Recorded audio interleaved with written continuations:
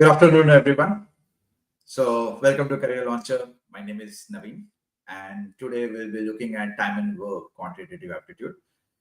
So, uh, basically, in time and work, what we do is we assume work to be anything. Okay, so we take work to be either a variable or we assume it to be a number of our own choice, let's say one or maybe 100. And sometimes we take total work to be LCM of the durations that are given in the question.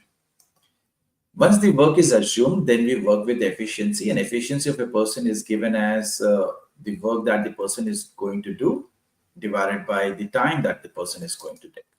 So that's how we calculate the efficiency of a person. Okay, so let's look at the first question. A, B, and C take 15, 20, and 25 respectively to finish a piece of work. What will be the minimum number of days in which the work will be finished if not more than two of them will work on a single day, and no two consecutive days have the same pair working? Okay, so we have at most two people working, right? So we will assume work to be LCM of the durations that we see, which is 15, 20, and 25, which is going to be 300 units, right? So what will be the efficiency of guy A? It's going to be his works 300 units in 15 days. So his efficiency is going to be 20 units per day. What will be the efficiency of guy B? He works 300 units and he takes 20 days. So his efficiency is going to be 15 units per day. And efficiency of guy C is going to be 300 out of 25, which is going to be 12 units per day. Though it's not necessary that you always take the LCM, you can take CM also. CM as in common multiple as well. That will also do just fine. Now, once we have done this initial preparation, then we will see, what is asked, whether they are all working together, whether they're working in parts, whether they're working alternatively, right? Depending upon what is asked, we accordingly work with it. So the question asked is, what will be the minimum number of days in which the work will be finished if not more than two of them will work on a single day? So basically, it's either one person works or two-person works, or two people work. And no two consecutive days have the same pair working. So if A and B work for a particular day, then the next day it should not be A and B again. It's supposed to be some pair else. So it's either B or C or A or C, right? So if we take A and B together in a day, they will be doing 20 plus 15, that is 35 units per day. If we look at B and C, it's going to be 15 plus 12, which is going to be 27 units per day. And if you look at C and A, it's going to be 20 plus 12, which is 32 units per day. Okay. So basically, if we look at 3 days of work, they finish 3, 3, 6, 7, 8, 9, 4 units for 3 days, right? Now, if we want to continue like this, and we are supposed to finish this entire 300 units, so 94 into how many times is supposed to be closest to 300 and less than 300. So if you basically multiply this entire thing by 3, we will be having 282 units, right? And they will complete this in 9 days. So basically, we are saying that these three groups of two people each, this keeps on repeating 3 times. So A and B work, then B and C, then C and A, again A and B, B and C, C and A, again B, A and B, B and C, C and A. So it's basically 94 plus 94 plus 94, right? So we are left with now 12 units of work.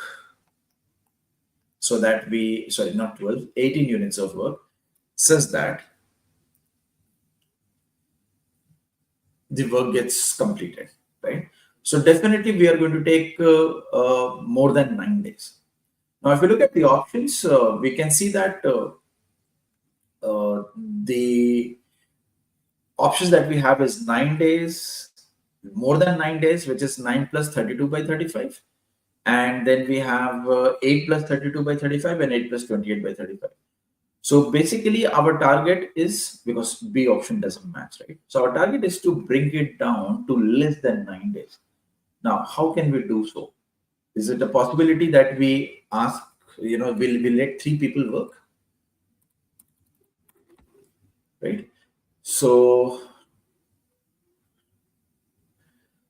we have 282 plus 12 is plus 18 is 300. No two consecutive days have the same pair working. So whom should we start with? Since it's going to be closest to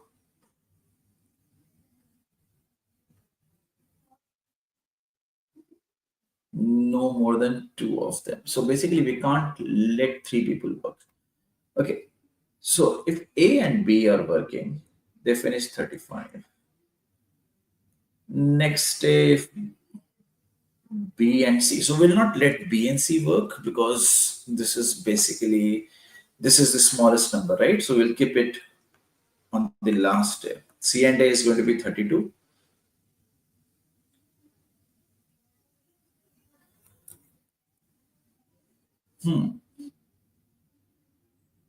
So we will make sure that B and C they do not work ever. Because if I look at this particular pair, we realize that uh, it has got the combo has got the least efficiency. So we will only let A B work and then again C and A work. We will not bring in B and C. So A B C A B C A. Now, if we continue like this, we can see that in 2 days they complete a total of 67 units, right? So this was not the process that we have to follow. So if I want to get to the total work to be 300, what we'll do is we will go up to 4 days, four times. So basically, in 8 days, we will be having 240, 268. So 268 units get over. Now, if I want to finish this work faster, earlier, I'll make sure that the last day, there are of course 32 units of work left. I will not let C and A finish it. I will be like on the each odd day A and B work. So that the first day A and B work, third day, fifth day, seventh day, so that on the ninth day, it's A and B that they're working. And they are supposed to finish 35 units, but they have only 32 units to finish. So if they finish 32 units, they will be taking only 32 out of 35 days. So the total duration is going to be 832 upon 35. C option. Right? The next one. Pipes A and B can fill an empty tank in 20 and 30 minutes respectively. Another pipe C can empty the full tank in 15 minutes. If A, B, and C are open and closed for 1 minute each, one after the other, in the sequence A, B, and C, then after how many minutes the tank will be completely full?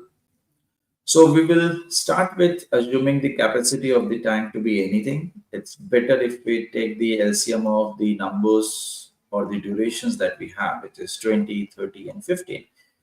So we will consider this to be 180 liters. Now, what is the efficiency of pipe A? It's going to be 180 out of 20, which is going to be plus 9. Now, why have I written plus 9 is because it's filling it. It's filling the tank, so it's doing positive work. If we look at efficiency of pipe B, it's 180 upon 30, which is going to give us plus 6 liters every minute. And if we look at the outlet, that is pipe C, it's going to be 180 out of 15, which is going to give us uh, So we should have taken, instead of 180, we would have taken 60 to make the calculation easier. ठीक है, छोटा number ले लेते हैं. Let's take 60. 60 plus upon 2 is plus 3, 60 upon 30 is plus 2, and 60 upon 15 is minus 4. Now, why am I taking this as negative is because it's emptying the tank, so it's doing negative work here. Now, if A, B, and C, they are opened in the sequence A, B, and C, but for alternate minutes, right? So in the first minute, 3 liters will be poured in. In the next minute, another 2 liters will be poured in. But in the third minute, out of those 5 liters that were just poured in, 4 liters are emptied. So basically, in the first 3 minutes, there is only plus 1 liter that is there in the container. Now, if we keep on doing this, so up to 60 liters, we need to go. So we can't straight away multiply this by 60.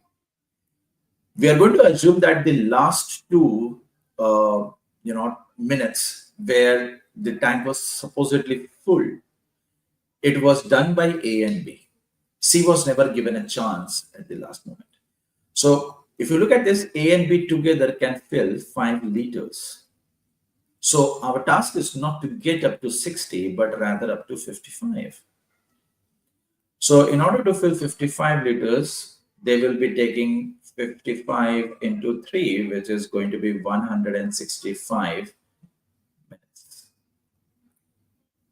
Right? Okay. Now, in 165 minutes, we will be at 55 liters.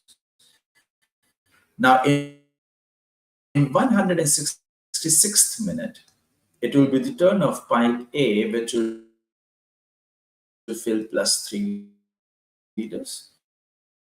That will fill in another 2 liters. And overall, they will complete 60 liters. They will fill the tank. Right? So the total time taken is 167 minutes. Answer is going to be option A. Right? So this is a very standard question based on the puzzle where there is a lamppost and there is a monkey that climbs. It climbs 3 steps in first minute and it slips down 2 steps in the next minute. If he continues like this again and again, in how many minutes will he reach the top of the pole? Let's say the height of the pole is 100 feet or 100 meters, depending upon the unit given. Next, pipe A and B can fill a tank in 40 and 24 hours respectively. If both are open together, then after how many hours pipe B should be closed so that the tank is filled in total of 30 hours? We'll start from how we take the total work. In this case, capacity is going to be LCM of 40 and 24, which is going to be 120 liters. Efficiency of pipe A is going to be 120 out of 40, which is going to be plus 3 liters every hour. And efficiency of pipe B is going to be 120 out of 24, which is going to be plus 5 liters every hour. Now, we are told that this 120 liters we are supposed to fill, where A and B have worked together, but after certain time, certain hours, pipe B is closed, A continues, and a total of 30 hours is taken. Total 30 hours. It's not that pipe A was working alone for 30 hours. It was A alone and A and B together. So if we think about this, for those 30 hours, A was constantly working, isn't it? So can we say if A was constantly working, then in 30 hours, it will fill those 90 liters, right? That would mean pipe B is going to fill at the rate of 5 liters every hour. For how long should it work so that the remaining 30 liters out of those 120 comes from pipe B? So D is going to be 6 from here. That means pipe B was open for 6 hours and after that it was closed, so that when it was working for 6 hours, it filled 30 liters. And then, A was working for the entire 30 hours and it filled 90 liters because of it. So pipe B was closed after 6 hours, right? So it's about manipulation. How do you look at the question? How do you manipulate it such that the question becomes easier? You do not have to necessarily follow exactly what the question says in the same order. It's simple addition, subtraction. You can, put it in the front. You can rearrange it. Another. A group of workers was put on a job. From the second day onwards, one worker was withdrawn each day. The job was finished when the last worker was withdrawn. Had no worker been withdrawn at any stage, the group would have finished the job in two-thirds the time. How many workers were there in the group? Since we have this fraction two-thirds of the time, so I'm going to assume that 3 days initially the workers were working, and if this was without withdrawal, so 3 days is with withdrawal,